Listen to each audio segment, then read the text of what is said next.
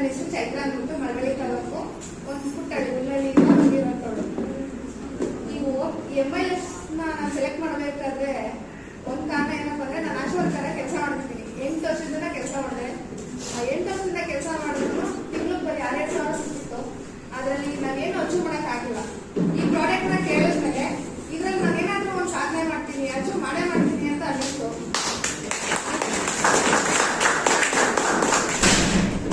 ಮತ್ತೆ ಅಲ್ಲಿ ಈ ಕ್ಷಣದಲ್ಲಿ ನಾನು ಕೆಲಸ ಬಂದ್ರೂ ಕೂಡ ಒಂದು ನಮ್ಗೆ ಅಂತ ಏನು ಇನ್ಸೂರೆನ್ಸ್ ಆಗಲಿ ಅಥವಾ ಏನಾದ್ರೂ ಹೆಚ್ಚು ಕಡಿಮೆ ಆದ್ರೆ ಏನೂ ಕೊಡಲ್ಲ. ಆದ್ರೆ ಇಲ್ಲಿ ಅಂದ್ರೆ ಈ MIಲಿ ನಾವಿಲ್ಲಿ ನಿಂತು ಸಾಧನೆ ಮಾಡಿದ್ರೆ